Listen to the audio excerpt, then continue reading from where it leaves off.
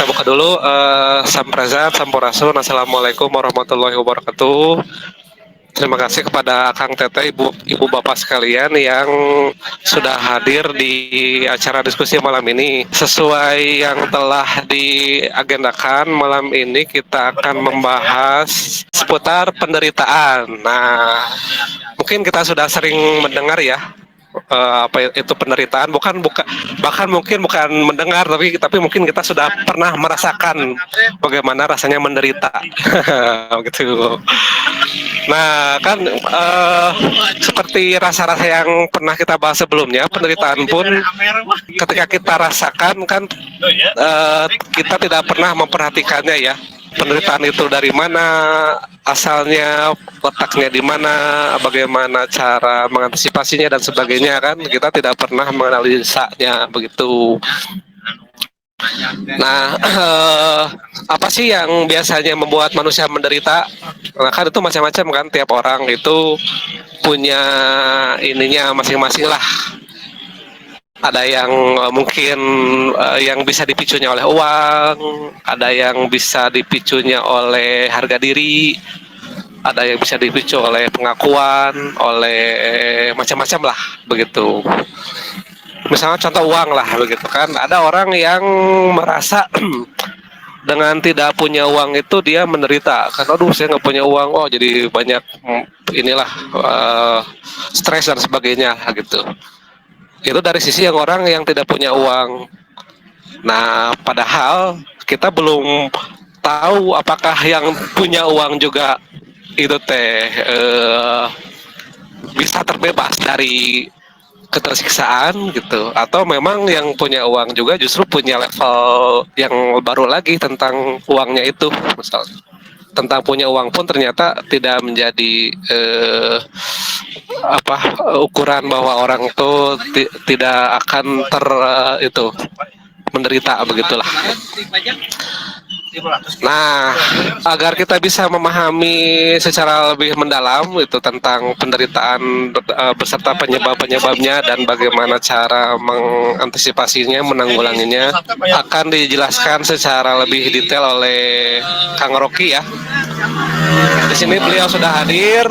Kalau ada yang belum tahu tentang profil Kang Rocky ya, saya kasih tahu informasi sedikit yang saya tahu gitu, bahwa beliau itu pertama bergerak di bidang terapi energi, itu sudah bergerak selama puluhan tahun ya, jadi sudah jam terbangnya sudah tidak diragukan lagi lah begitu, sudah banyak berbagai macam penyakit medis dan non medis, ada beragam macam penyakitnya sudah pernah dihadapi oleh beliau dan diobati lah begitu ya. Nah, dulu juga beliau pernah aktif di terapi khusus HIV gitu kan, dulu tuh kan di Kang Diki di Hikmatul Iman itu ada tim khusus ya yang diterjunkan untuk mengobati HIV. Nah, beliau itu salah satu tim itu begitu. Itu sudah berpengalaman beliau menghadapi bagaimana membuat penyakit HIV itu sampai bisa negatif lah begitu. Kalau sekarang beliau lebih fokus sebetulnya yang lebih banyak dihadapinya ABK ya, anak berkebutuhan khusus begitu, lebih dominannya seperti itu. Tapi banyak juga masalah-masalah yang lain juga sering dihadapi lah begitu. Nah, itu perihal perihal aktivitas beliau di dunia terapi. Nah, selain di dunia terapi, beliau juga fokus sekarang itu di bagaimana mentreatment alam gitu. Dan sekarang itu sudah berjalan mungkin kalau tidak salah hampir 3 tahun ya, hampir 3 tahun lah kalau nggak salah. Beliau terjun di masalah mentreatment alam sepeninggalan Kang Diki begitu. Nah, begitulah sedikit profil Kang Rocky yang mungkin belum semua pada tahu beliau itu seperti apa begitu. Nah, untuk mempersingkat waktu karena sekarang ini 7 menit lagi setengah 8, mungkin langsung aja ya ke Kang Rocky ya. Mangga Kang, mau langsung Kang? Silakan. Mangga. Sip. Sampurasun kasadayana. Terima kasih sudah bergabung. Hari ini kita mau membahas lebih detail mungkin ya tentang apa yang sering kita katakan sebagai penderitaan. Kenapa hal itu perlu dibahas? Karena kita harus bisa terbebas dari penderitaan tersebut. Bagaimana biar bisa terbebas? Ya tentu kita harus memahami. Bagaimana biar memahami? Ya tentu kita harus perhatikan. Kita harus mun cek Sunda mah di naonnya, dikuliti lah. Begitu. Saya yakin selama ini sangat sering lah mendengar masalah penderitaan, karena cinta menderita, karena uang menderita, karena utang menderita, karena keinginan menderita, karena ketidakinginan pun menderita. Tapi benar gitu, kita tahu menderita itu apa? Nah, mari kita pahami sedikit-sedikit. Saya harap nanti semua bisa berkontribusi ya, entah itu pendapat, entah itu pertanyaan, entah itu sumbangsih pemikiran dan yang lain-lain. Karena ini forum diskusi, jadi kalau ngomong kayak kampanye partai ya, hari ngomong sendiri teh. Oke, sebelum kita mengetahui wujud yang namanya penderitaan, kita telusuri dulu alur terjadinya penderitaan. Penderitaan diawali dari sesuatu yang namanya persoalan. Bukan masalah. Karena masalah mah tidak diciptakan oleh kesemestaan. Masalah terjadi karena kita sendiri. Yang diciptakan oleh kesemestaan adalah persoalan. Makanya tidak ada manusia yang bisa menghindari persoalan. Tidak ada. Seluruh makhluk, bukan hanya manusia, ada pohon, ada apapun, siapapun yang hidup, pohon, binatang, bakteri, nyamuk, apapun, itu pasti menghadapi persoalan di dalam kehidupannya. Jadi persoalan mah tidak akan pernah habis persoalan. Kenapa? Karena kita terus berkembang. Artinya banyak hal yang belum kita tahu dan ditemui. Nah, pada saat kita menemui hal baru yang belum kita tahu, apalagi kita kuasai, disitulah terjadi persoalan. Gitu ya, sekali lagi, awal dari semuanya adalah yang namanya persoalan. Apa itu persoalan? Persoalan adalah pada saat manusia atau kita menemui sesuatu yang baru yang belum kita ketahui, apalagi kita kuasai. Itulah persoalan, dan inilah awal dari segalanya. Oke, pada saat kita menemui persoalan, lalu kita mencoba menyikapinya. Tapi penyikapan pertama dari sebuah persoalan adalah sudut pandang. Kita memandang hal tersebut sebagai apa? Saya beri contoh. Pada saat saya naik motor, tiba-tiba motor saya mogok. Kalau saya mengetahui ilmu bengkel, punya juga alatnya, maka motor mogok tidak menjadi persoalan buat saya. Begitu kan? Pada saat motor saya mogok, dan saya punya ilmunya, punya alatnya, punya waktunya, punya kesempatannya, maka hal itu tidak jadi persoalan buat saya. Tapi pada saat motor saya mogok, saya tidak tahu menahu tentang ilmu mesin, ditambah saya tidak punya alatnya, ditambah saya tidak punya waktunya, maka itu menjadi persoalan buat saya. Tapi kalau toh itu persoalan, tapi pikiran saya atau saya memandang itu sebagai hal wajar. Misalkan, wajar sih motor saya belum diganti oli atau belum diservis. Ya sudah, saya cari bengkel saja untuk ganti oli atau servis. Pada saat saya punya sudut pandang seperti itu, atau memandang persoalan saya dengan tepat, maka kemudian saya melakukan action sebagai solusi dari persoalan tersebut, yaitu membawa motor saya ke bengkel dengan perasaan yang biasa saja.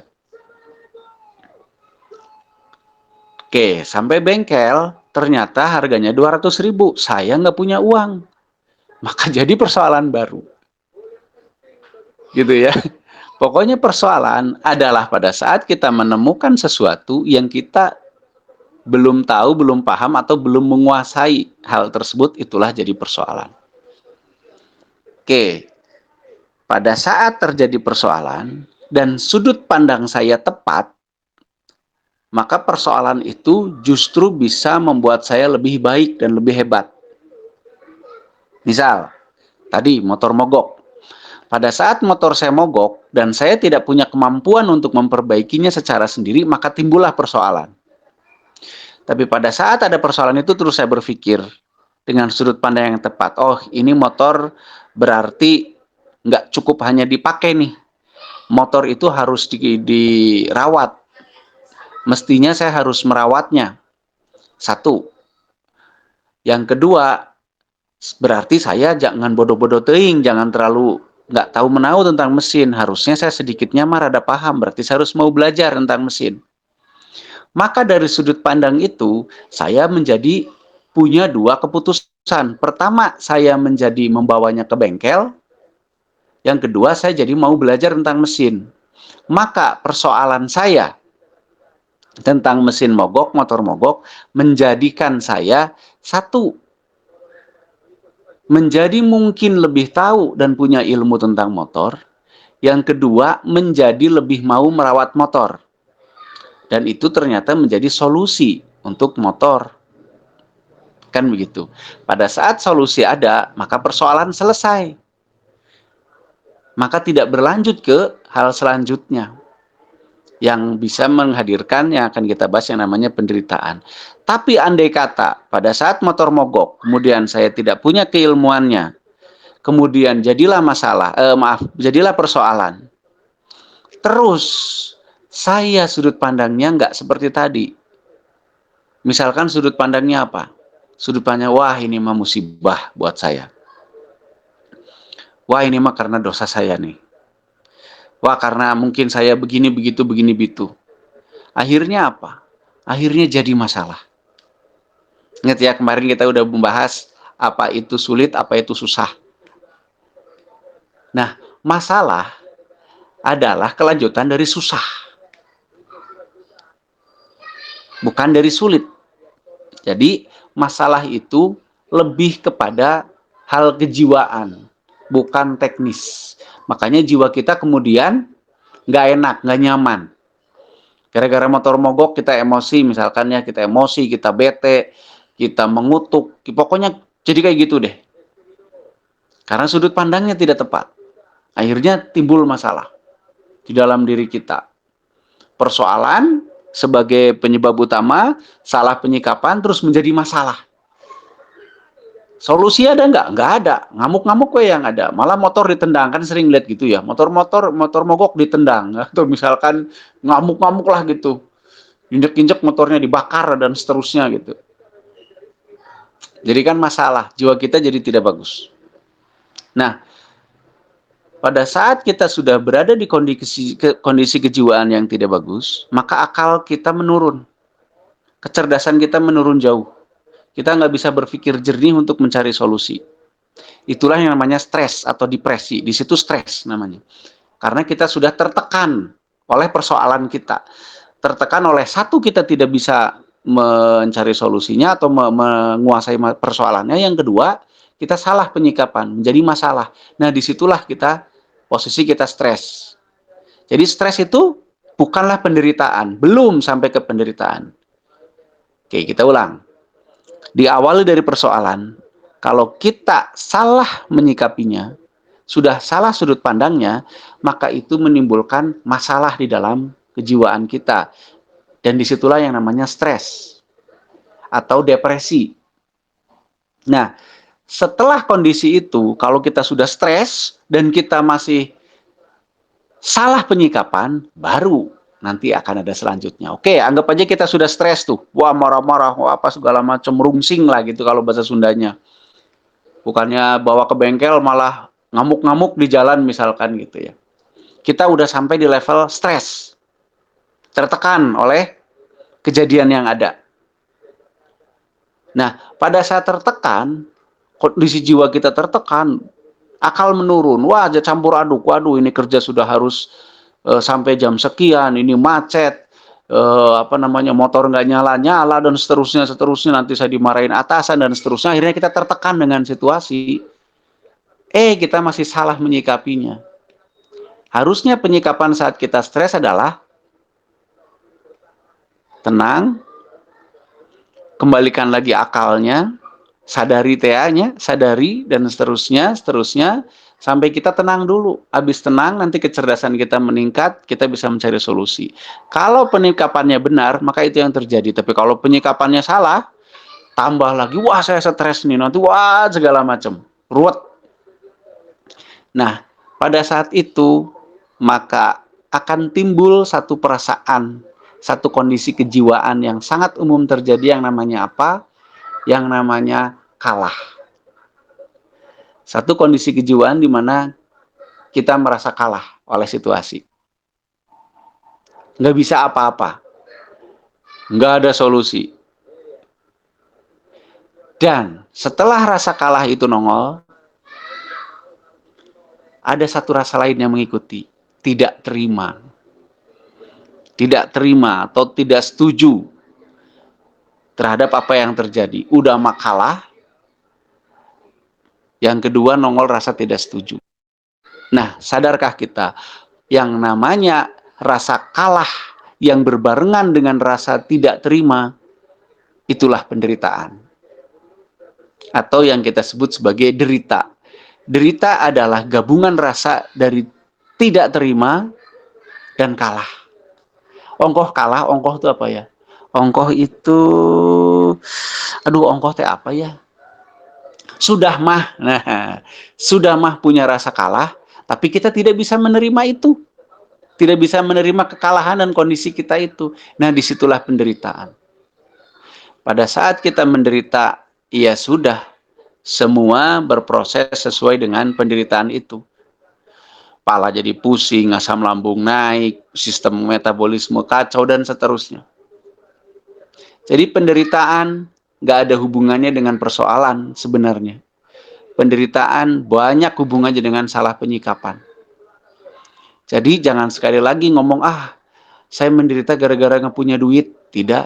Yang benar adalah Anda salah menyikapi ketidakpunyaan duit itu. Saya menderita gara-gara belum kerja. Banyak kok orang yang nggak kerja kemudian jadi pengusaha sukses. Kan gitu, karena kenapa Anda menderita atau kenapa yang ada orang menderita? Karena dia salah menyikapi. Gitu.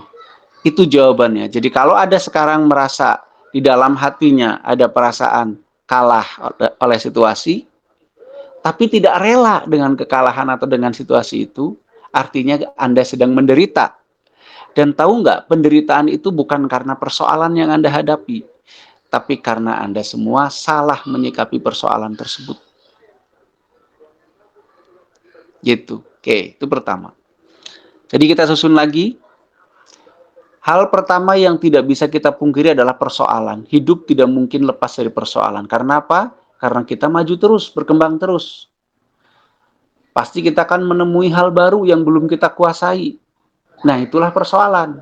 Persoalan ada saat kita menemui hal baru yang kita tidak menguasai hal tersebut. Hati-hati, pada saat kita salah menyikapi persoalan ini atau tidak tepat, maka akan lahir masalah.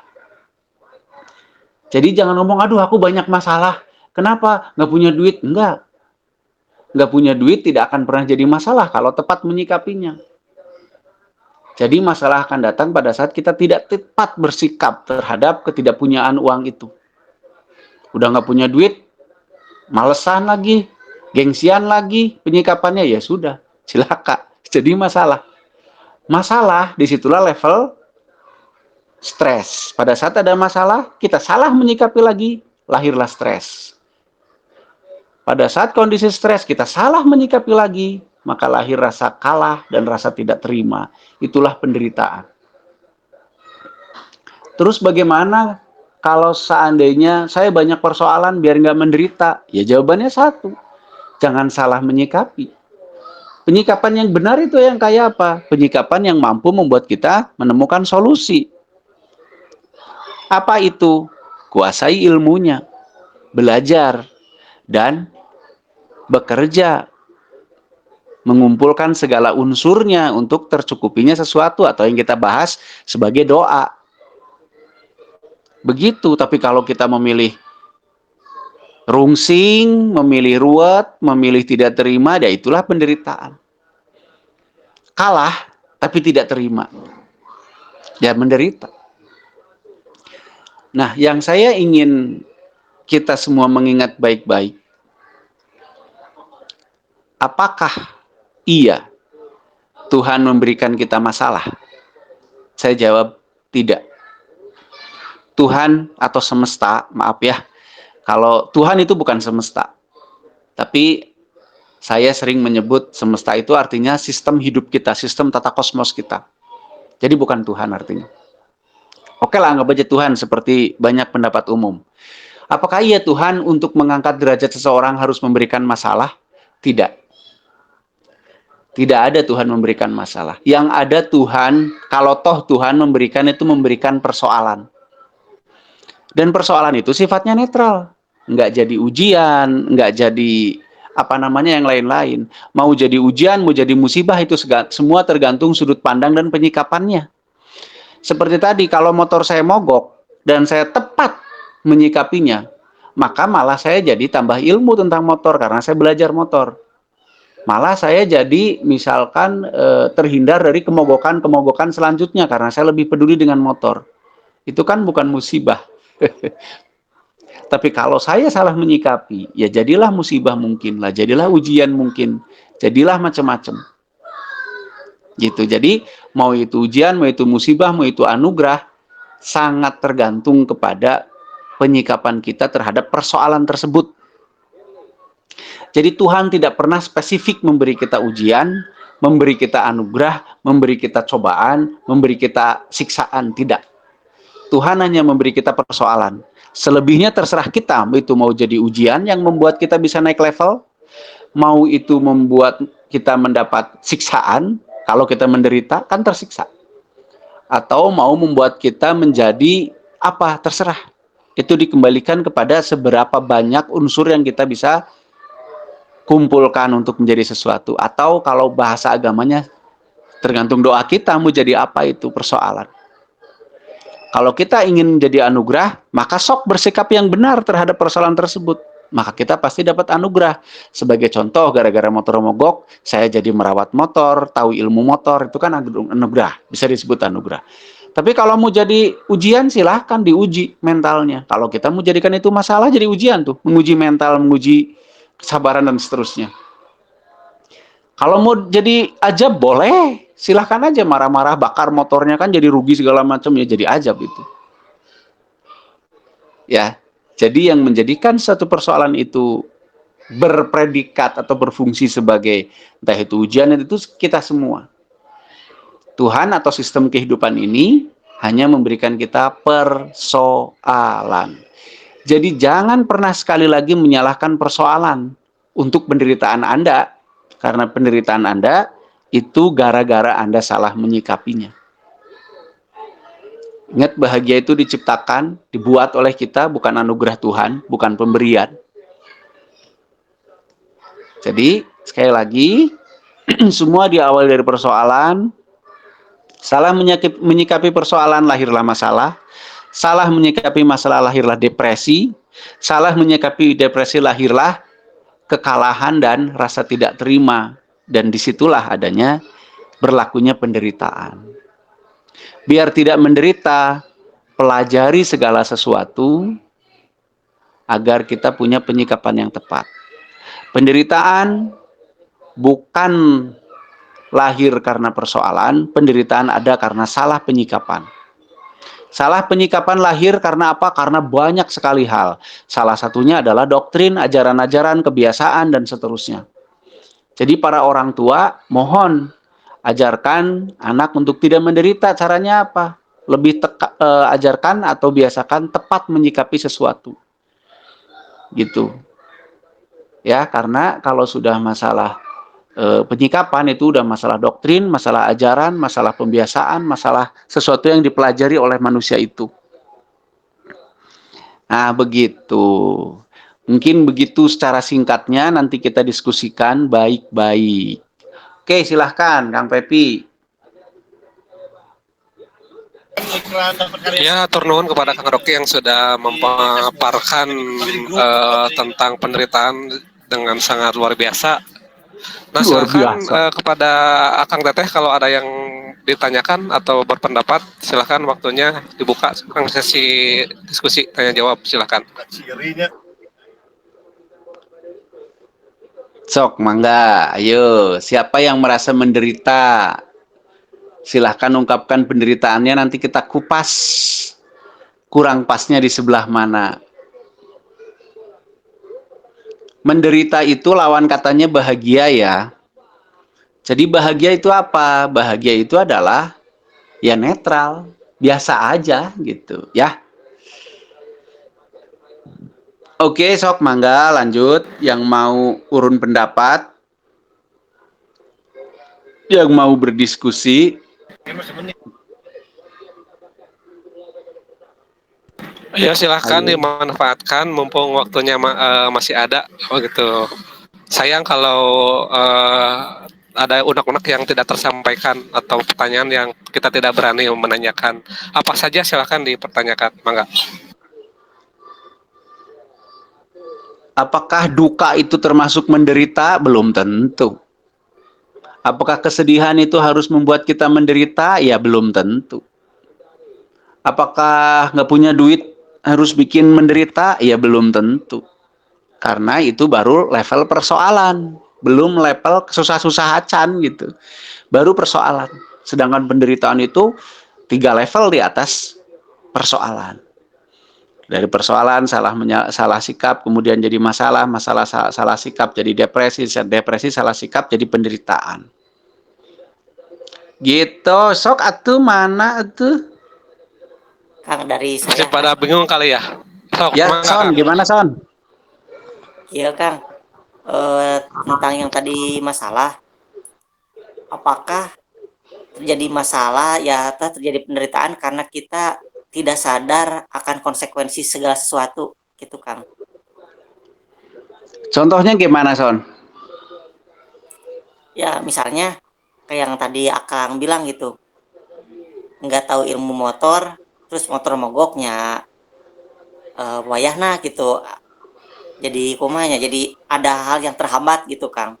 Ya, jadi masalah gitu ya. Nah, itu jadi kalau menurut saya sih kayak konsekuensi gitu ya Kang. Kenapa kita nggak Iya, belajar sebelum?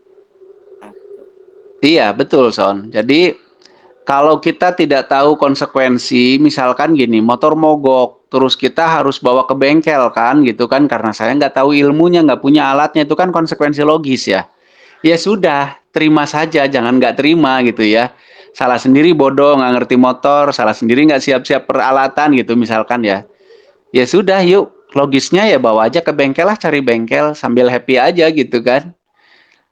Betul nggak? Nah, kalau nggak Ya, gitu kan jadi masalah, rudet tah kan gitu kan. Setelah jadi masalah, ya kita stres dengan itu. Salah lagi, ya menderita akhirnya. Padahal kan kalau kita menyadari efek dari ya karena saya nggak tahu motor ya wajar lah nggak motor ini harus dibawa ke bengkel. Ya udah dorong aja lah gitu kan. Ya nggak jadi sampai level penderitaan gitu. Aisoni menderita nggak? entar sih Kang, belum ulah ketang. Ulah, ulah menderita mah karunya. Punya banyak duit juga bisa Ya, menderita loh.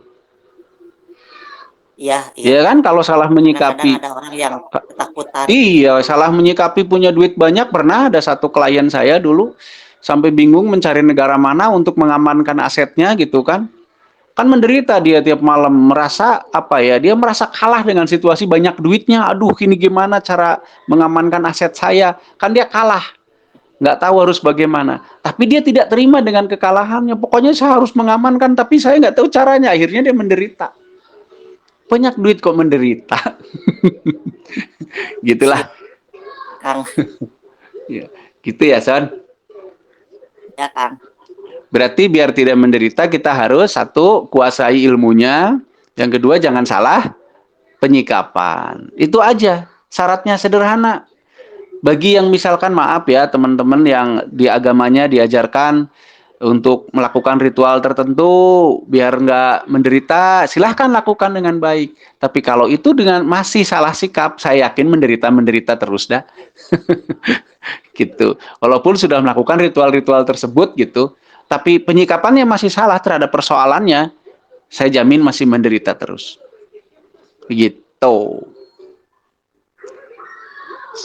Tuh yang lain sok silahkan. Jadi semua teknis ya, semua itu hal teknis. Semua bisa dibahas, bisa dipahami, dan bisa dicegah, bisa dikendalikan. Gitu. Jadi nggak ada yang kita lagi menderita, maaf ya sekali lagi saya mohon maaf kepada yang mungkin di dalam doktrin agamanya ada yang tidak cocok dengan ini saya. Misalkan ada yang berdoa, ya Tuhan berikanlah saya kebahagiaan, jauhkanlah jadi penderitaan, tapi dia berdoa saat itu sedang menderita gitu. Gitu kan ya, dan dia menderita terus akhirnya karena apa? Karena dia tidak tahu teknik-teknisnya bahwa segalanya itu teknis.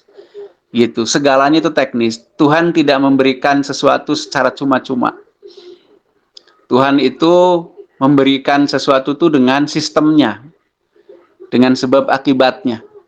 Nah itu yang kadang maaf sekali orang nggak pahami, kemudian ya seolah-olah akhirnya kayak ngatur-ngatur Tuhan, minta ini minta itu harus langsung jadi tanpa mau capek, tanpa memahami ilmunya dan seterusnya. Akhirnya ya menderita.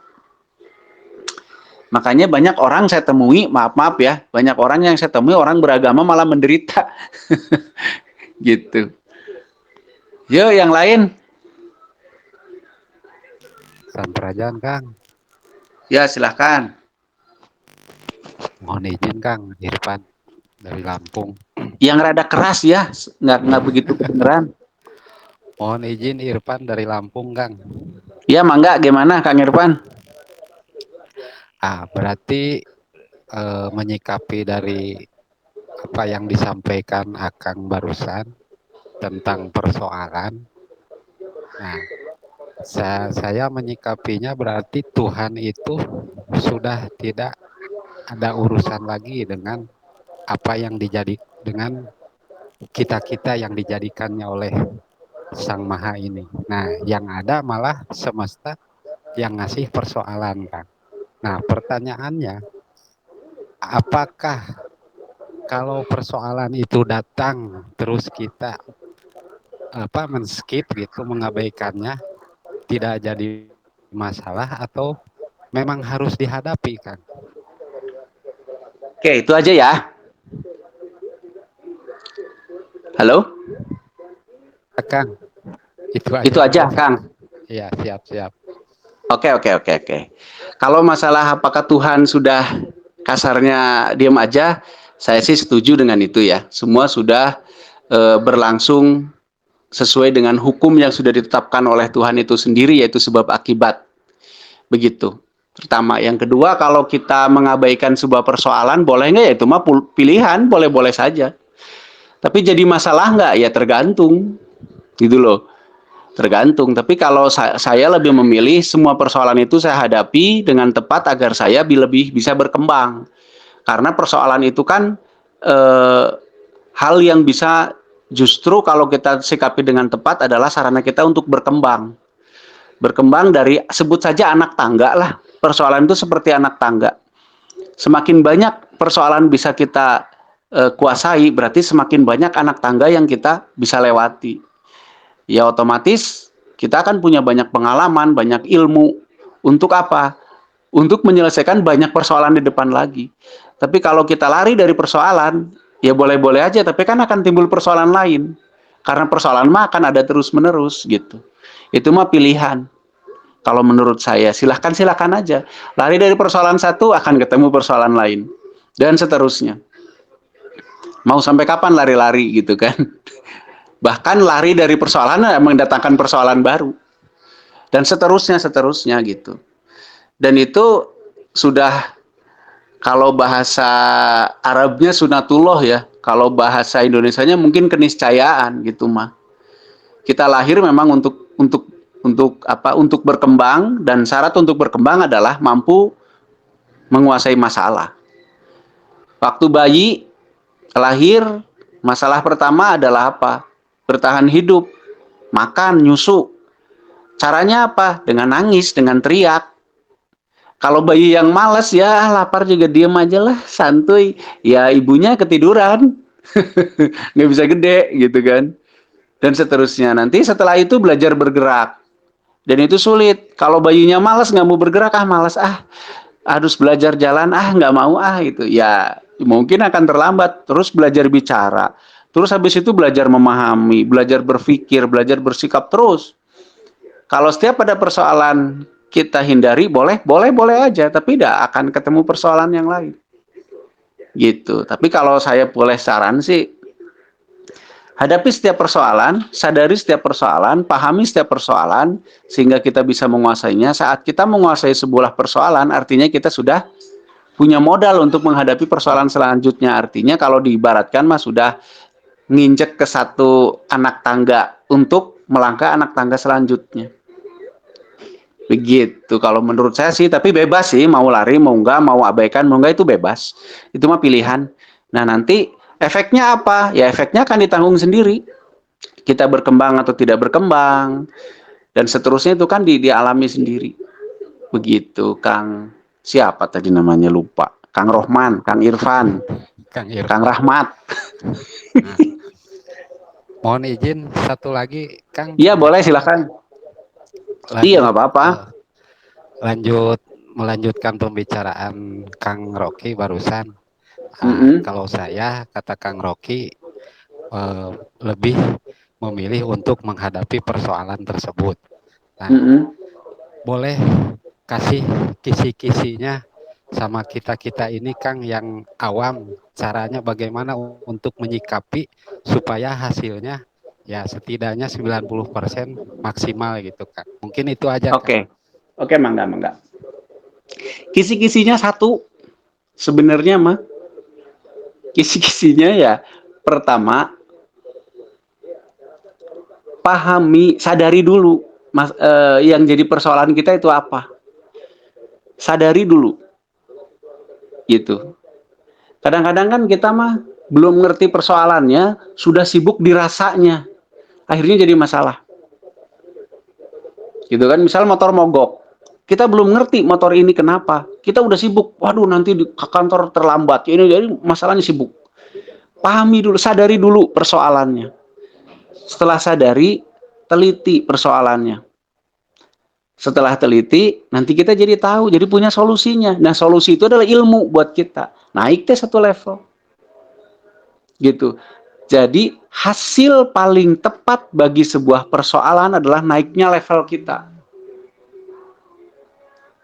Gitu ya. Kalau menurut saya, hasil paling tepat dari persoalan yang kita temui adalah kita nambah ilmu, nambah pengetahuan.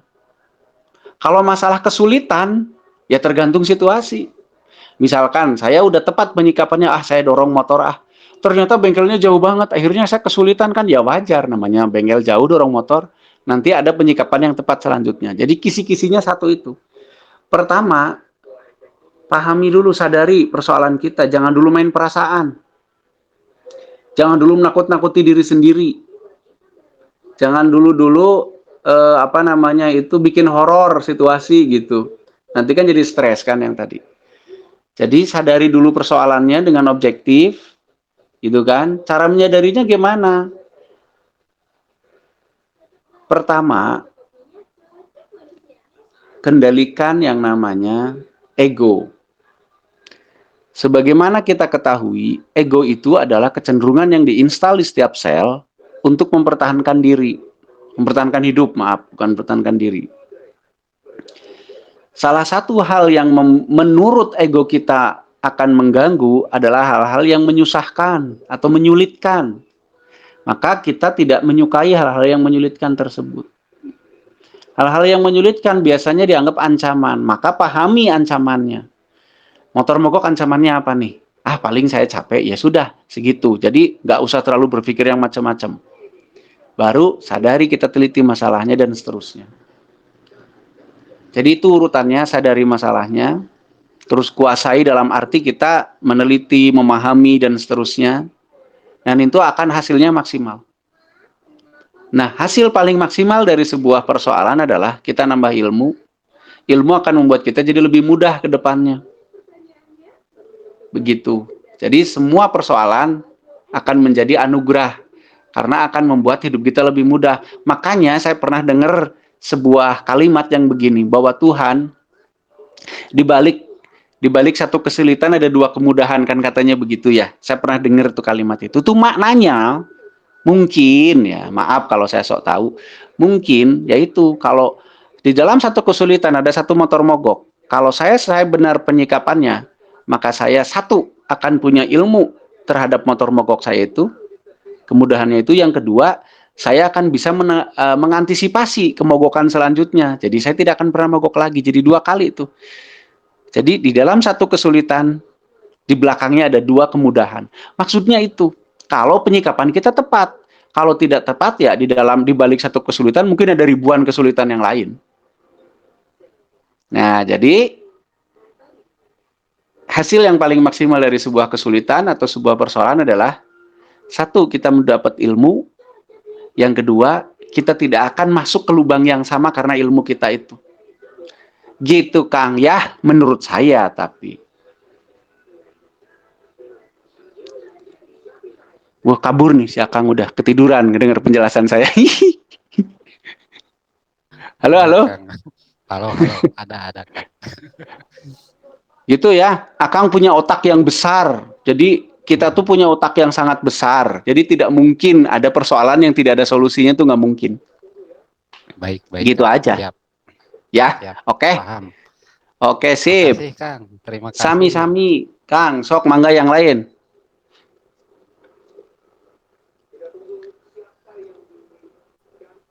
Ayo.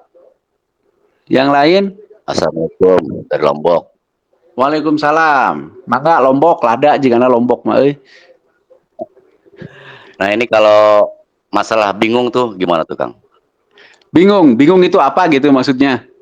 Ya, iya. Oke. Kan bisa menghadapi persoalan bingung kan gitu. Iya, bingung gitu ya.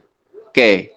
Bingung itu sebenarnya sebuah kondisi di mana kita membandingkan banyak asumsi, itu bingung. Gitu. Nah, biar kita tidak bingung, maka kita jangan membandingkan asumsi, tapi objektif. Misal, kalau kita nggak tahu, misalkan, duh motor saya mogok, kenapa ya? Kalau kita objektif, oh saya tidak tahu, ya udahlah, kasih ke yang tahu aja, kita nggak bingung. Tapi pada saat saya nanya, Kang ini motor saya kenapa ya? Oh mungkin gitu. Pas yang ini nanya lagi, karena gini. Pada saat kita membandingkan asumsi, maka kita bingung. Karena apa? Karena kita tidak tahu sebenarnya apa yang terjadi. Kita hanya mendengar pendapat orang yang dengan pendapat itu pun kita nggak tahu benar salahnya. Akhirnya kita terjebak dalam bingung. Jadi yang namanya bingung adalah saat kita membandingkan dua asumsi. Begitu. Jadi biar nggak bingung, lah kalau nggak tahu mah udah enak. Nggak usah nanya ke yang nggak ngerti, nanti tambah bingung. Gitu kan? Karena kita membandingkan pendapat yang nggak ngerti juga. Kita nggak ngerti, yang ngomong berpendapat nggak ngerti, yang lain nggak ngerti, akhirnya bingung. Gitu. Halo? Oh, makasih Kang. Oke. Gitu aja. Ini terame. Halo Kang, Samparasa Kang. Iya, gimana? Kang Febri? Kang siapa ini? Kang Doni? Kalau untuk ngadepi emosi dengan nafsu itu gimana ya Kang? Emosi dengan nafsu, pisah-pisahin dulu atuh. Dah, emosi itu bukan nafsu. Ya, ibaratnya emosi. Nah, terus Marah maksudnya, yang disebut emosi itu marah atau cinta Ya. atau rindu atau apa? marah itu. Marah, Terus, gampang. Bagaimana cara menghadapi marah gitu? ya, Ya ngadepi tinggal marah jangan tuh. marah. Kalau misalnya untuk orang lain yang nggak pernah saya marah, tapi kadang saya kesal sama anak, itu aja. Ya, Nah, itu. terus kita Nah, marah. kalau- Keselnya kenapa? Saya mau nanya, kenapa Akang kesel sama anak? Oh, Ya kalau dia kecil ya nakal, susah diatur, mau mandi, mau itu, mau makan gitu. Oh iya, berarti saya boleh nggak menyimpulkan kalau gitu kenapa Akang bisa kesel sama anak? Ya susah diatur lah gitu. Iya, karena Akang tidak siap punya anak ya. Siapnya punya robot, makanya ganti aja tuker tambah sama boneka anaknya, pasti gampang diatur. Benar, benar, benar. Bener kan? Iya. Tapi udah Iya, terlanjur. Tapi udah udah terlanjur terlanjur gimana? ya. Iya, susah ya. Jadi Ya mau oke dijadi. Kang, saya jawab ya. Oke, coba saya jawab ya. Oke, oke. Sebenarnya jawaban saya yang tadi berarti Akang tidak siap punya anak, itu jawaban yang paling tepat. Tapi coba saya kasih jawaban lain lah. Ya kita harus paham dia anak-anak. Anak-anak itu pengalamannya, pengetahuannya itu belum kayak kita. Kita mah sudah melewati banyak hal, sudah punya banyak ilmu, sudah punya banyak pengertian. Anak-anak mah kan belum. Makanya wajar cara pemilihan sikap dia tidak seperti kita yang udah dewasa. Itu hal wajar, jadi tidak perlu dikeselin kan karena wajar. Itu satu. Yang kedua, anak-anak itu secara kecenderungan, secara ego, dia betul-betul sedang berusaha belajar untuk bagaimana mempertahankan hidupnya. Makanya dia belajar berebut dengan orang lain, belajar berpendapat, belajar berpikir, belajar mengenali lingkungan, belajar mencari tahu bahaya yang kayak apa, belajar mencari tahu yang tidak bahaya seperti apa, dan seterusnya. Karena egonya menuntun dia untuk memahami segala hal tentang kehidupan di sekitarnya. Tujuannya agar dia bisa tetap hidup. Dengan cara memahami apa segala hal yang ada di dalam kehidupannya, di sekitar dia, dia berusaha untuk bisa menyesuaikan diri. Nah, cara menyesuaikan diri itu kan dipakai untuk supaya tetap bertahan hidup. Dan secara alamiah manusia itu akan try and error. Belajar manusia itu kan try and error. Nah, pada saat anak-anak belajar ya try and error. Dia mencoba, gagal, mencoba lagi, gagal, mencoba lagi. Makanya dia susah dilarang, nak jangan naik-naik ke meja nanti kamu jatuh. Dia tetap aja naik-naik. Karena dia sedang belajar mengukur, belajar mencari tahu resiko, belajar menguasai resiko dan seterusnya. Dia itu sedang belajar berkembang. Egonya sedang menuntun dirinya untuk mempertahankan hidupnya dengan cara bisa bersesuai dengan lingkungan. Tapi kita manusia yang merasa sok dewasa, tidak mau terganggu, itu juga ego, karena gangguan itu dianggap ancaman buat kehidup kita. Akhirnya kita larang lah, kita ini, kita itu. Akhirnya timbul rasa kesel yang tadi Kang Doni punya. Jadi biar nggak kesel gimana? Ya maklumi. Dan namanya dia sedang belajar, namanya dia sedang mencoba memahami alam sekitarnya, namanya dia punya kecenderungan untuk bertahan hidup dengan cara beradaptasi.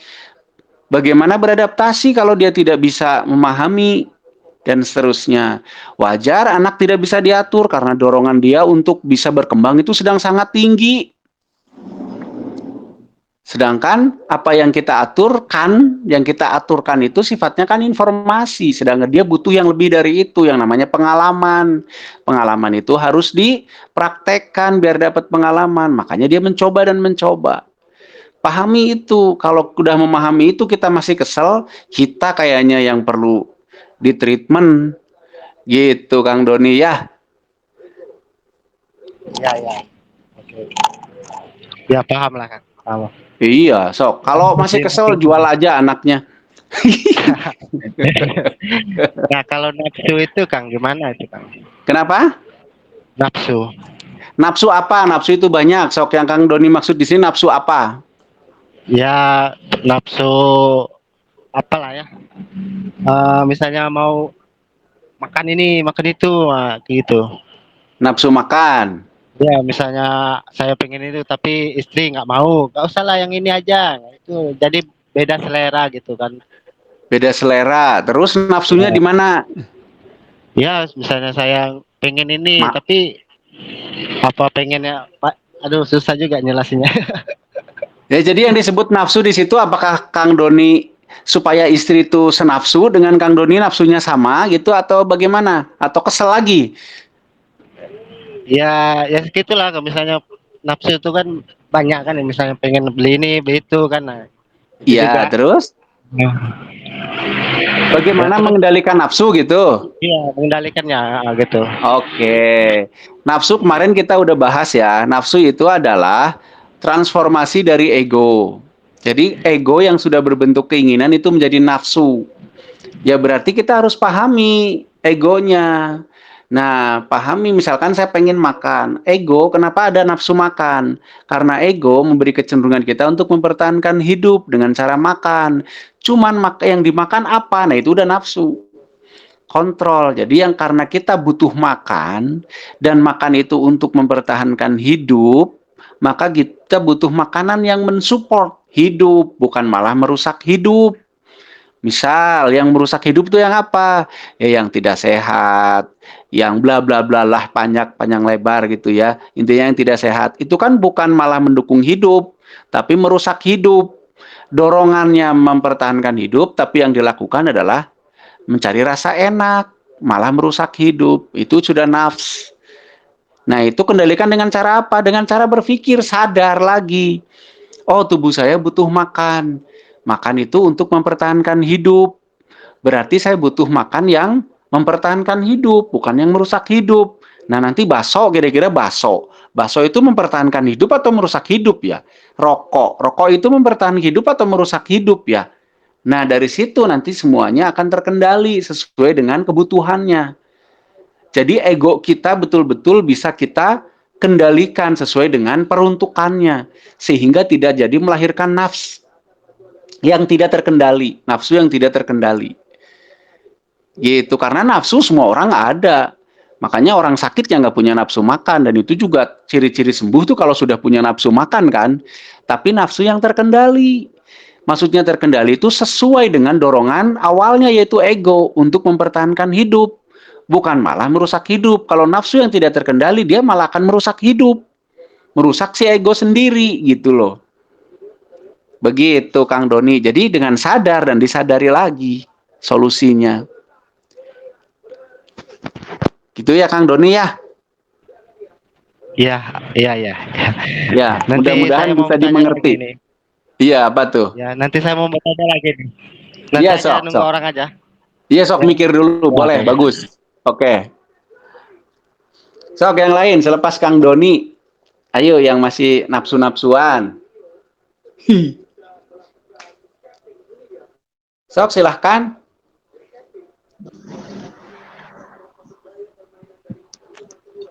Apakah Beliau persoalan mangga nih. apakah persoalan itu yang akan mengantarkan kita menjadi seorang spesialis, Kang? Yang akan mengantarkan kita menjadi seorang spesialis adalah penyikapan. Kalau penyikapannya tepat, iya. Kalau tidak, ya enggak gitu. Jadi itu penyikapannya terhadap persoalan, bukan persoalannya. Ada orang yang punya uang kemudian menjadi lebih hancur, ada orang yang punya uang menjadi lebih hebat. Ada orang yang nggak punya uang menjadi hebat, ada orang yang nggak punya uang menjadi tidak hebat. Jadi bukan karena persoalannya kita menjadi sesuatu, tapi karena penyikapannya, Kang Febri. Terima kasih, Kang. Oke, sip. Sami-sami.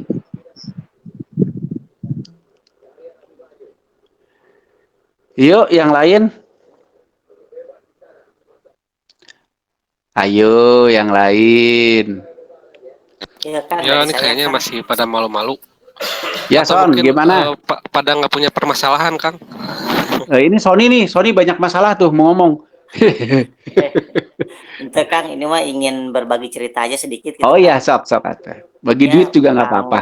ah, ya tentang motor gitu Kang. Saya ingat Ya, yang sejarahnya motor Honda gitu kan, yang si Soichiro Honda. Kan ya, dia katanya dipecat dari Toyota gitu kan. Mungkin kalau ya. waktu itu penyikapan dia tidak benar, dia depresi lalu bunuh diri, mungkin nggak akan ada motor Honda gitu Kang. Iya, Tapi kan mungkin karena aja, dia Son. tapi kan karena dia penyikapannya bagus, akhirnya mesin itu dia modif, pasang ke sepeda, lalu berevolusi sampai akhirnya jadi motor gitu Kang. Nah, Mungkin itu itu yang contoh yang bagus. ya, yang mungkin tadi kata Kang Febri itu bisa jadi spesialis gitu Kang. Iya, kalau penyikapannya benar, jadi. Tentu nggak cukup dengan penyikapan, ada upaya, ada proses dan yang lainnya, tapi diawali dari penyikapan. Gitu. Yaitu tadi ya contoh bahwa dipecatnya kakaknya si Honda itu akhirnya jadi berkah kan untuk kita semua. Dengan Ya, cara apa? Benar penyikapannya. Kalau penyikapannya salah mungkin ya jadi yang lain lagi gitu. Ya. Jadi tentang berkah, anugerah, ujian, cobaan, ajab itu semua tergantung kitanya. Jadi jangan lagi ngikutin Indosiar dalam hal sinetron. Ajab, tidak. Ya. Oke, Son. Thank you, Son. Ceritanya sangat menginspirasi. iya Kang, siap. Siap. Yuk, yang lain silahkan. Silahkan, Yuk. mangga ini udah jam 20.15 nih. Kita mau sampai jam berapa, Kang? Sampai jam 9, biasalah. Sok, biar pada ngomong. Mangga tuh mumpung masih ada waktu 45 menit lagi. Ya, kalau Silakan bisa dimanfaatkan. clearin sekarang, jangan sampai nanti udah beres baru kirim japri pertanyaan gitu. Mending sekarang clearin semua, jadi enak jawabnya.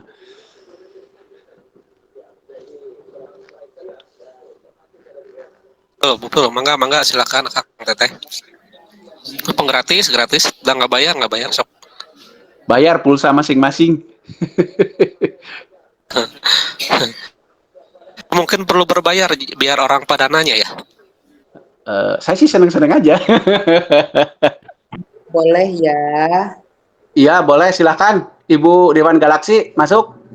Ya, saya tadi mendengarkan Kang Doni menjelaskan soal ritual yang dilakukan dalam menghadapi persoalan.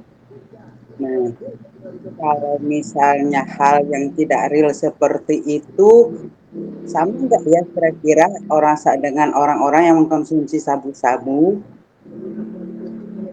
Itu pertanyaan atau gimana? Pertanyaan, Kang. Oh, pertanyaan ya. Yang konsumsi sabu-sabu itu real ya? Itu justru real. Real, hanya aja Real, kan. karena dia mengkonsumsi sesuatu, itu efek kimia, akhirnya timbul ini itu real justru. Nah,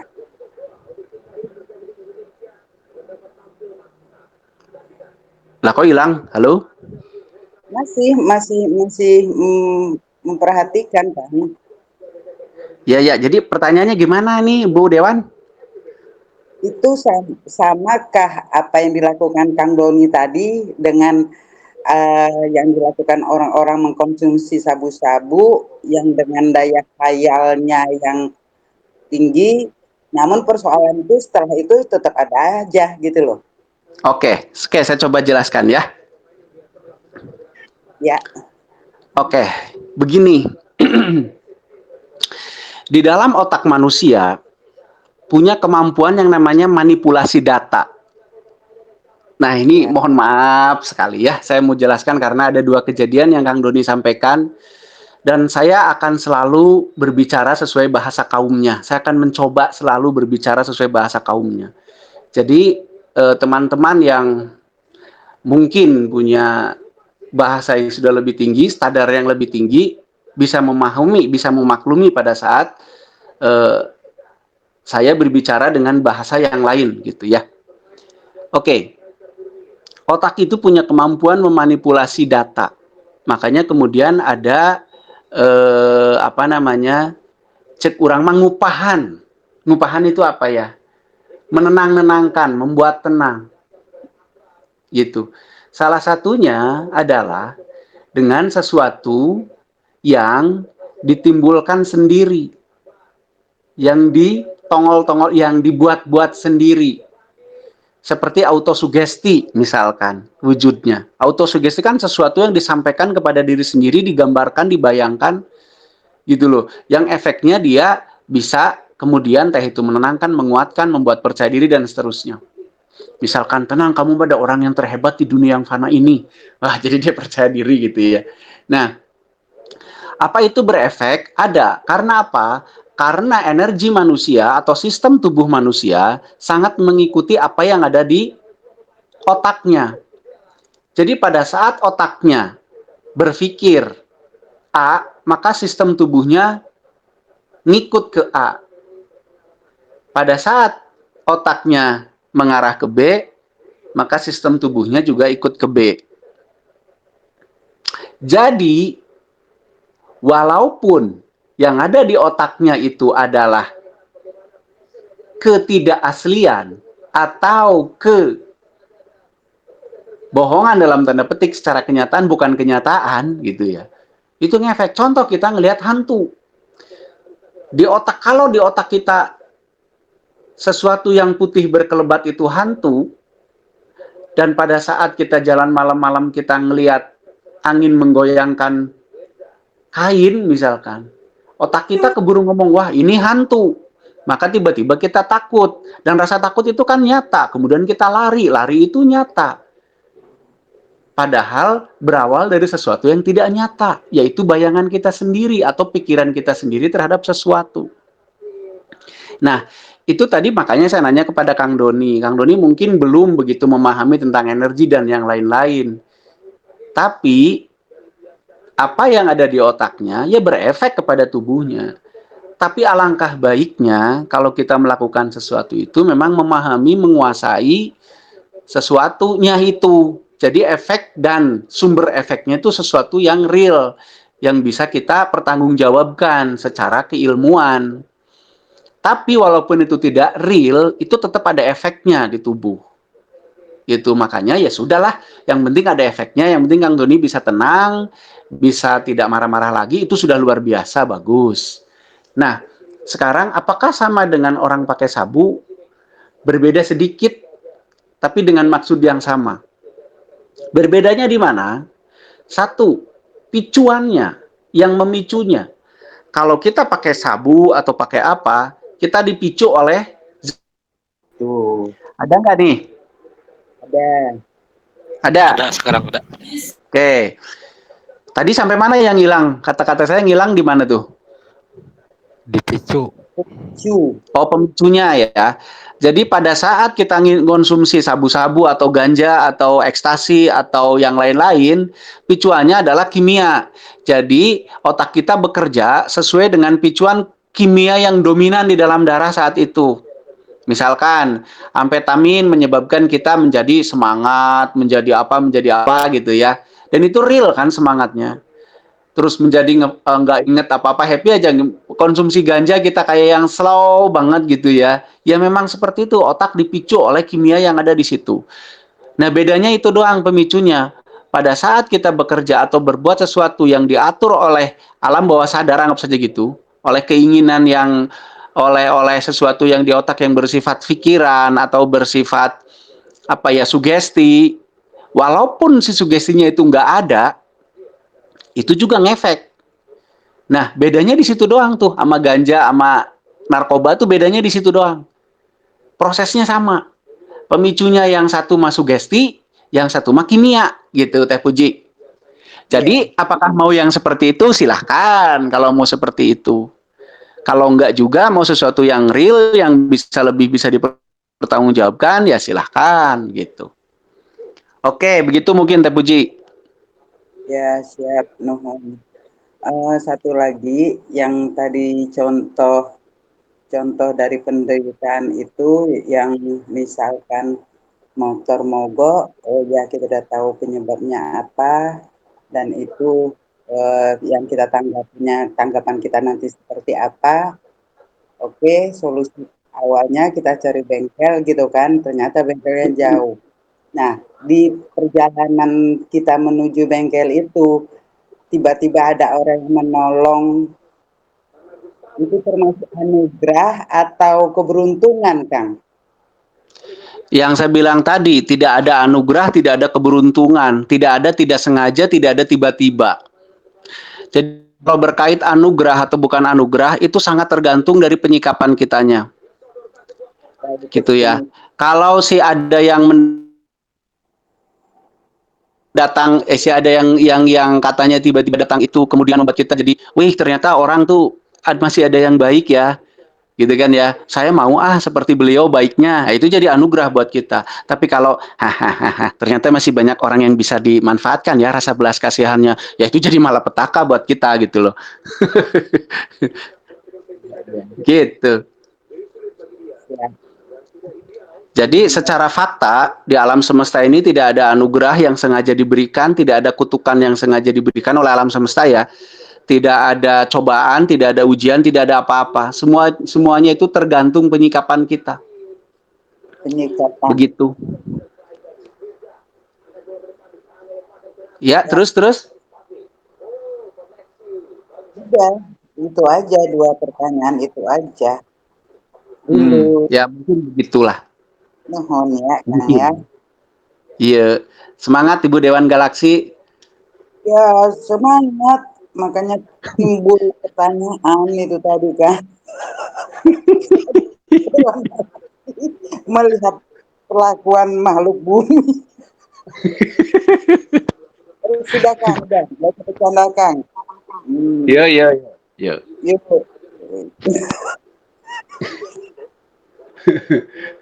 Jangan terlalu sering gaul sama Teh Neng lah. Bisa jadi konslet. Bukannya terradiasi dari Kang Rocky sayanya. Enggak, saya aja menjauh bisa konslet. Sok yang lain enggak. Oke, yang lain. Tentang penderitaan, tentang penyikapan, tentang ya seputar-seputar itulah. Biar kita lebih paham dan nggak suka nyala-nyalain Tuhan akhirnya. Tuhan memberiku begitu banyak cobaan, yeay, kata siapa? Tuhan memberiku banyak ujian, yeay, kata siapa? Sok tahu itu namanya. Kang Punten, saya Yuk. mau ini ada kasus ya. Ya. Kasus yang masuk ke saya itu kebetulan adiknya temen. Jadi kasusnya tuh dia kehilangan bapaknya. Kehilangan bapaknya? Hilang di mana? Maksudnya meninggal. Bapaknya meninggal. Ya, bapaknya meninggalkan siapa? Meninggalkan siapa? Meninggal apa? Meninggal mati lah gitu. Mati. Oh, mati itu bukan meninggal ya. Oh, bukan. Ya pokoknya mati gitu kan. Dari kecil dia sangat tergantung sama bapaknya. Kemudian setelah dewasa terus? Banyak kejadian yang mungkin mengecewakan dirinya. Nah, terus? Sampai kecewaan sama suaminya, sama keluarga yang lain. Jadi seakan-akan dia tuh jadi bukan seakan-akan ya, dia jadi tidak percaya sama lingkungan sekitarnya. Dan akhirnya terus? Dia jadi delusi dan halusinasi. Seakan-akan Nah, nanti saya tanya apa bedanya delusi dan halusinasi, ntar saya tanya. Ya. Nah, yang saya tanyakan apakah itu bentuk defense dari orang itu untuk mereduksi penderitaannya gitu atau gimana ya? Bukan, itu mah kebodohannya, titik. Oh gitu. Okay. Kok sesaklek itu? Iyalah. Sesaklek itu. Walaupun kebodohannya dia peroleh dari belajar. Bodohnya di mana? Kan gitu kan ya. Ini kan Teh Nila yang jawab ya? Yang nanya ya? Iya. Oh iya, karena murid saya jadi jawaban saya dengan bahasa saya lagi ngajar kayak gini ya. Bodohnya di mana? Yaitu salah penyikapan mulu. Dia pertama tergantung kepada bapaknya gitu kan ya. Ya tergantung pada bapaknya. Bapaknya mati ya bingung.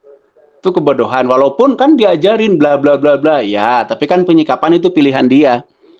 Walaupun diajarin A, diajarin B, diajarin C, didoktrin A, doktrin B, doktrin C, tetap aja kalau penyikapannya nggak tepat ya, atau penyikapannya tepat ya tepat, gitu kan. Penyikapan itu pilihan dia, jadi nggak boleh salahin siapapun. Itu kebodohan pertama. Kebodohan kedua, manusia kok bisa kecewa, kan aneh. Aneh manusia bisa kecewa itu.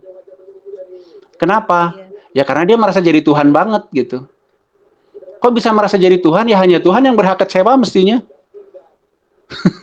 Tapi kan ternyata Tuhan juga nggak mau kecewa dan nggak kecewa gitu. Makanya di sifat-sifat Tuhan nggak ada maha kecewa gitu, nggak ada ya. Padahal Tuhanlah yang paling berhak kecewa gitu. Yang paling tahu segala sesuatu, katanya yang paling ini paling itu gitu ya. Orang nggak tahu apa-apa kok kecewa gitu. Orang nggak bisa apa-apa kok kecewa, kan aneh. Tuh, itu kesalahan kedua. Selanjutnya yang dia lakukan si kecewa ini itu tidak percaya kepada lingkungannya dan seterusnya, apakah defense ya bukan defense. Itu ya penderitaan baru buat dia. Dengan dia tidak percaya kepada lingkungannya, artinya kan dia salah sikap kan kepada lingkungannya. Bukannya belajar malah tidak percaya. Akhirnya ya dia putus asa kan dengan itu. Makanya dia mengambil tidak percaya, putus asa. Tapi dia tidak terima. Akhirnya dia menderita. Ya selamat menderita, memang semua pilihannya menuju kepada penderitaan. Jadi kalau dia konsul ke kita, ya kasih selamat, Anda berhasil menderita dengan sukses. Begitu, dan memang begitu ya. Gimana lagi atuda?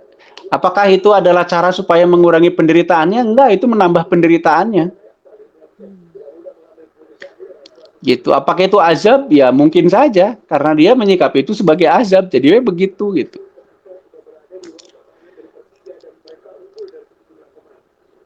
Jadi temannya sekarang masih hidup. Oh ya, mati itu tidak meninggal ya. Mati ya mati. Meninggal ya belum tentu. Meninggal kan dari kata tinggal. Kalau diimbuhikan baru kata kerja, meninggalkan. Apa yang ditinggalkan? Kalau meninggal doang berarti apa dong? Meninggal itu kan dari satu kata tinggal, ada imbuhan tinggal. Gitu kan? Iya. Nah, silahkan dipikirkan sendiri artinya tuh, biar tahu rahasia di balik itu. Oke, yang satu lagi delusi dan halusinasi. Pasti Teh Nila juga bingung ya, apa itu delusi, bedanya sama halusinasi ya?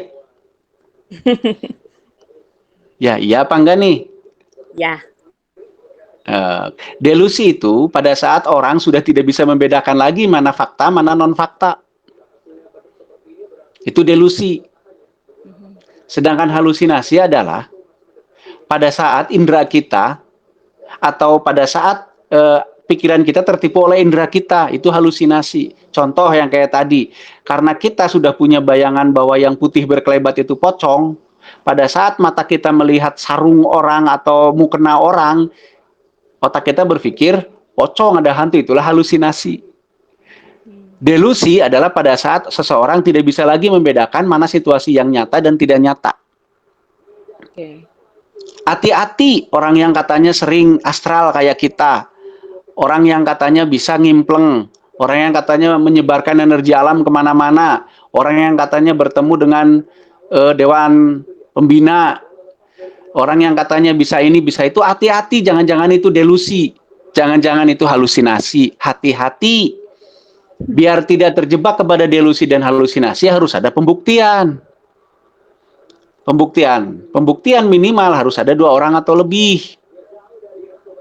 Jadi makanya saya selalu mengajarkan konfirmasi kepada yang lain, biar ada pembuktian. Gitu. Kalau ada pembuktian, mudah-mudahan terbebas dari delusi dan halusinasi. Begitu, walaupun delusi dan halusinasi itu yang efek juga ke tubuh. Kalau delusinya yang negatif-negatif, tubuh kita juga yang negatif. Kalau delusinya yang positif-positif, ya positif. Gitu. Gitu, Teh Nila. Oke, nuhun Kang. Sami-sami. Mangga, yang lain. Masih ada waktu 15 menit. Izin boleh bertanya lagi, Kang? Boleh, mangga. 3 pertanyaan sekaligus mungkin, Kang. Mohon. Boleh. Mudah-mudahan saya ingat. Tadi teringat dari Kang Doni, teringat perihal masalah utang piutang, Kang. Nah, saya pernah mendengar masalah utang piutang, itu kalau belum bisa membayar, apakah betul itu jadwarka yang ada di dalam diri kita ini, kalau dalam bahasa agama, amal baik kita yang ada di dalam diri kita ini mengalir kepada si pemberi hutang itu, atau bagaimana sebab akibatnya seandainya sampai lepas casing mati belum bisa membayar utang tersebut, Kang. Itu satu. Oke, satu. Tolong ya Kang Pepe dicatat, bisa saya lupa atau yang lain dicatat admin. Yang kedua, Kang, perihal tadi Teh Puji narkoba ya, Kang ya. Contoh sabu ya.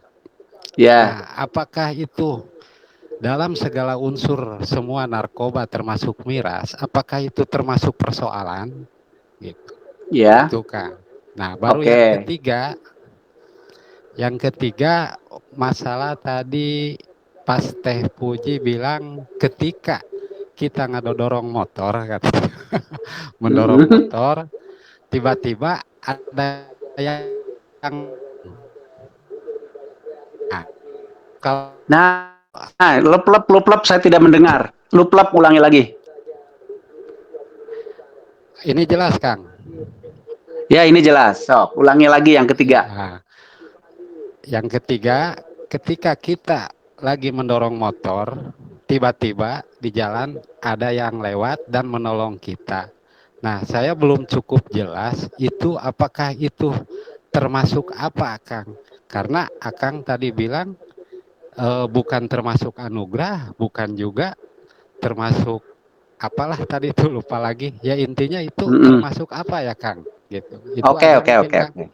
Oke, siap. Coba saya jawab semampu saya ya. Halo, suara saya terdengar? Terdengar, Kang. Terdengar. Oke. Pertama masalah warka ya. Ini mohon maaf bagi yang belum paham atau yang pengetahuannya belum sampai kepada warka, bukan pengetahuan, maaf, informasinya mungkin karena warka itu bahasa komunitas ya. Saya juga tidak berani mentranslate ke bahasa umum, jadi tetap saya pakai bahasa warka biar diketahui secara komunitas saja. Jadi yang di luar komunitas ya abaikan sajalah. Apakah orang yang bayar utang itu warkanya mengalir? Sepengetahuan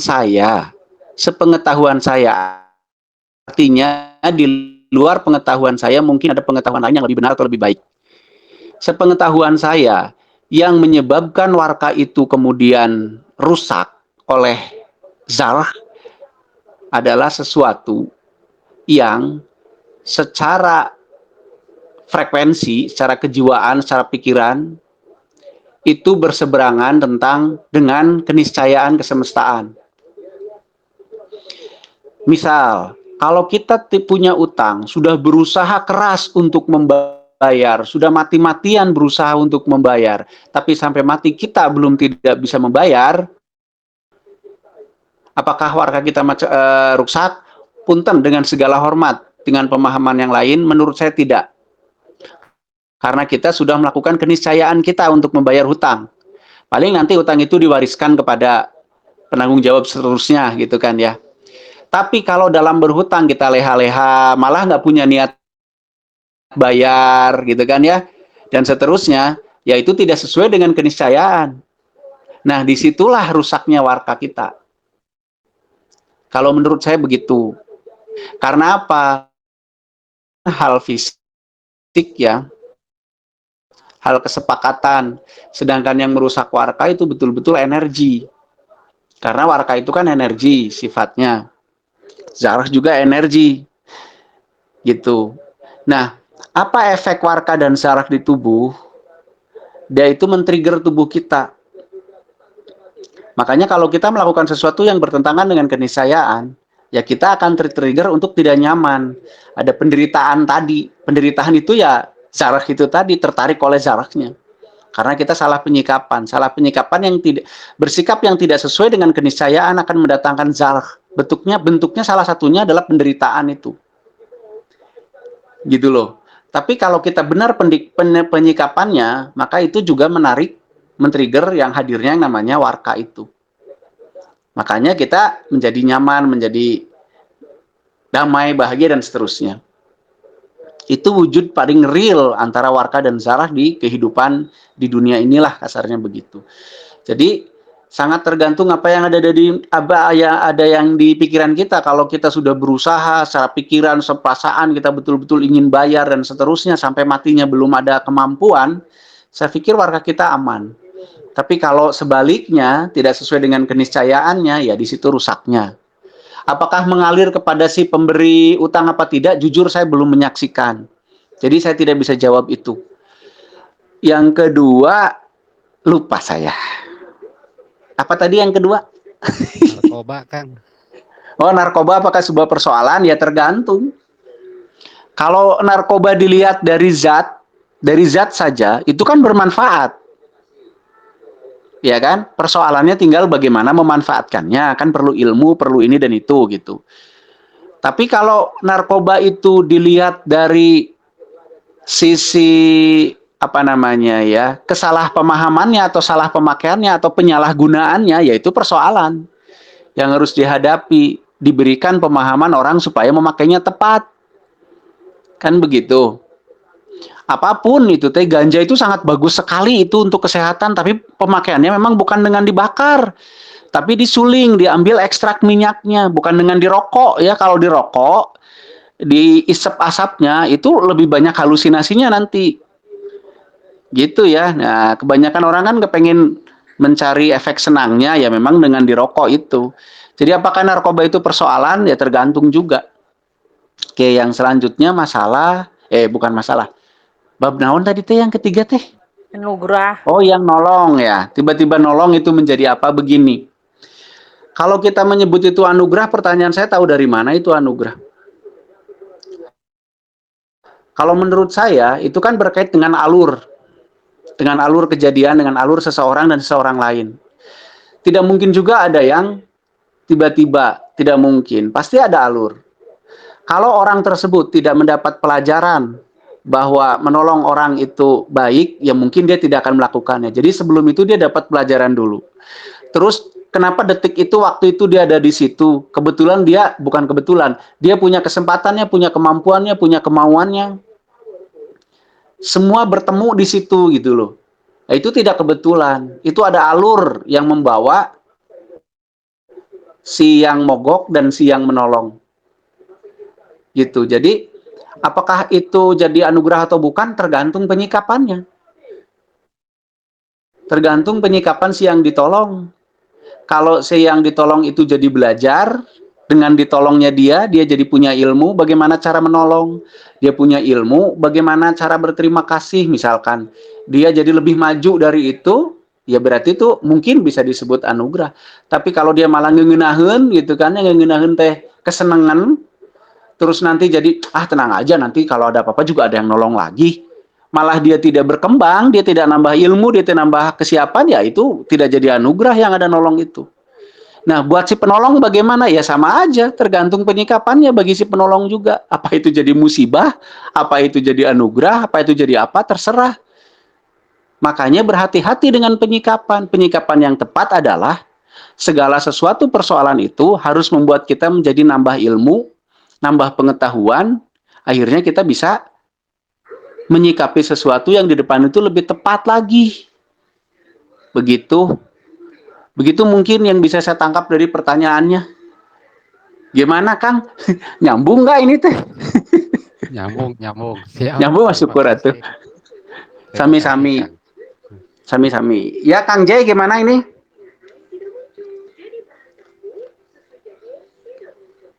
Halo, Kang Jay. Kang G lagi ada acara, Kang. Oh, sudah sampai Garut ya? Ya.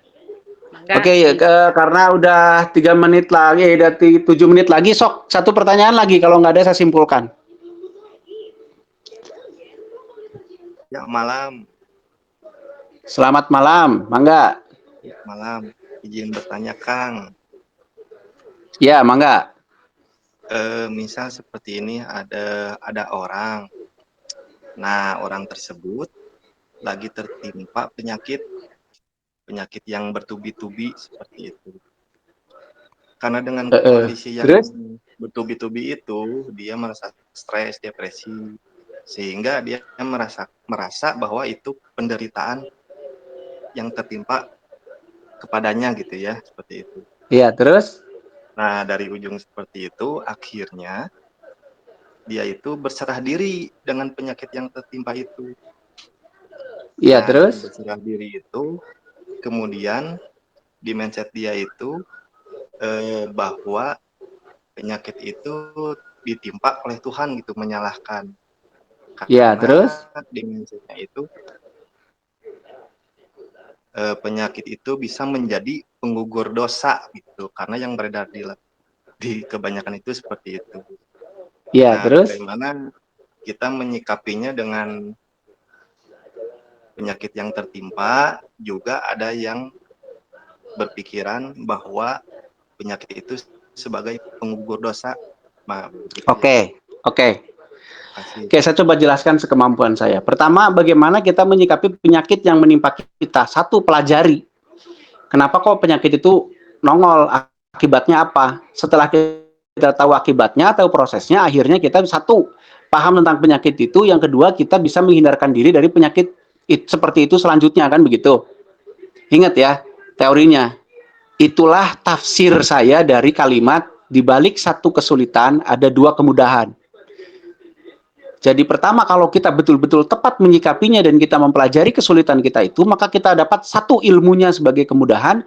Yang kedua, dengan ilmu itu kita bisa menghindarkan diri dari persoalan-persoalan yang serupa. Itu dua kemudahannya. Jadi itu satu ya. Kalau bagaimana penyikapan kita terhadap penyakit yang menimpa, ya kita pelajari. Jadi kita dapat ilmunya. Setelah dapat ilmunya, kita tahu juga bagaimana cara melepaskan diri dari penyakit itu. Itu satu. Yang kedua, bagaimana sikap kita tentang orang yang meyakini tersebut. Ya nggak apa-apa, kan itu keyakinan orang lain. Nggak apa-apa, bagus. Silahkan aja, yang penting bisa positif buat dia. Bagus. Tapi kalau disebut teknisnya bagaimana? Oke, begini ya. Saya coba cocok logi lah gitu. Pada saat saya misalkan sakit gigi karena saya kebanyakan makan permen. Kemudian saya pelajari penyakit saya. Oh, penyakit gigi saya terjadi karena saya punya dosa, yaitu mengikuti nafsu, suka makan manis tapi nggak mau sikat gigi. Itulah dosa saya, itulah yang menarik si sakit gigi itu datang kepada saya. Nah, kemudian dengan sakit itu, saya bersikap dengan tepat. Oh, kalau begitu, karena sakit ini efek dari bakteri dan ini itu akhirnya solusinya adalah dengan dibersihkan di ini itu diobati, sembuh. Setelah itu pola hidup saya rubah menjadi pola hidup yang tidak lagi menarik sakit gigi. Akhirnya penyakit gigi saya menghapus dosa saya atau kelakuan buruk saya yang mendatangkan efek sakit gigi. Bisa dipahami nggak ini? Bisa dipahami nggak? Jadi yang terhapus adalah dosa saya yang menyebabkan si sakit gigi itu. Dengan penyikapan yang tepat, dengan saya mempelajari sakit gigi, akhirnya saya punya perilaku yang tidak lagi menyebabkan gigi saya sakit. Akhirnya dosa saya yang menyebabkan, atau dosa itu kan di situ artinya kan energi yang dari vibrasi sesuatu yang saya lakukan itu yang menarik sakit gigi itu, saya tidak lakukan lagi, akhirnya terhapus itu vibrasi itu. Malah saya punya pengetahuan, punya perilaku yang menyebabkan gigi saya sehat. Gara-gara saya sakit gigi, gara-gara saya pernah berdosa yang menyebabkan sakit gigi. Begitu, mungkin loh ini ya, ini mah sekedar tafsir saya saja. Gitu, mungkin gitu ya, Kang. Jadi saran saya hormati semua keyakinan, hormati semua pemikiran. Gitu, kalau Akang bisa menerima itu secara akal, silakan terima. Kalau nggak bisa, hormati saja. Begitu.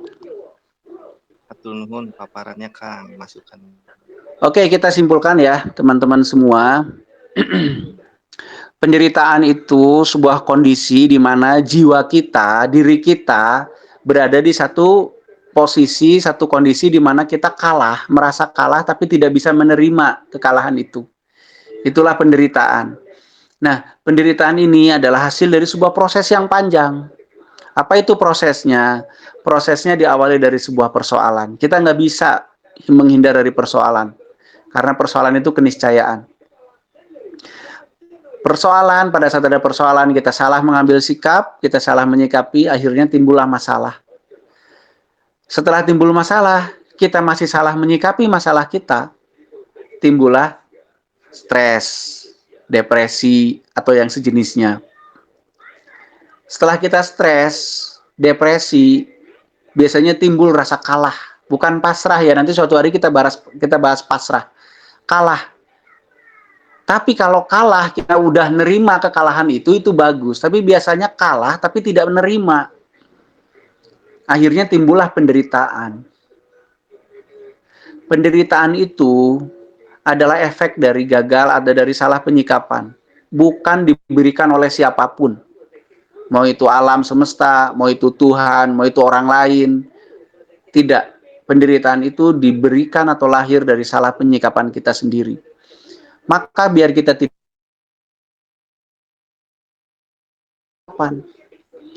terus penyikapan yang benar itu yang seperti apa? Pahami bahwa manusia itu berkembang. Kita akan menghadapi sesuatu yang baru tiap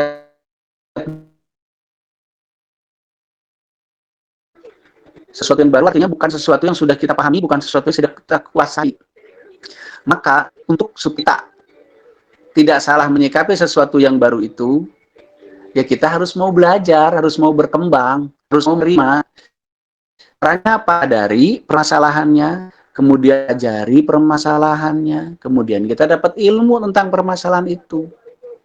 Kata kuncinya di sini, dari satu kesulitan, kalau kita benar penyikapannya, kita akan mendapat dua kemudahan setelahnya. Kemudahan pertama adalah kita punya ilmu yang menyebabkan kita terlepas dari kesulitan itu. Yang kemudahan kedua adalah kita tidak akan pernah merasa sulit lagi kalau kita menemui persoalan yang sama karena kita sudah tahu ilmunya. Nah, itu tafsirnya. Jadi, mulai hari ini saya harap kita semua yang di sini tidak akan pernah lagi menderita karena sudah tahu teknik menghindarnya, sudah tahu penyebab penderitaan itu apa. Nah, mungkin begitu saja hari ini. Mohon maaf kalau ada penjelasan yang kurang enak, ada bercanda yang kurang nyaman gitu ya. Hati-hati dengan pola pikir, hati-hati dengan penyikapan, itu semua sudah didoktrinkan kepada kita. Hati-hati lagi doktrin kita sadar lagi isi kita. Hati, karena bisa jadi itu salah bersikap dan mengantarkan kita kepada penderitaan yang tanpa ujung. Tidak ada yang bisa mengeluarkan kita dari penderitaan kecuali terpenuhi unsurnya untuk lepas dari penderitaan. Gitu. Tidak ada juga yang membuat kita bisa menderita kecuali kita memenuhi unsur untuk terjadi penderitaan. Maka hati-hatilah, Tuhan menciptakan kehidupan ini itu dengan rumus sebab akibat. Itulah hukum sejatinya Tuhan. Hati-hati, pahami sebabnya untuk mendapat akibat yang diinginkan. Begitu mungkin dari saya. Terima kasih semuanya. Sampurasun.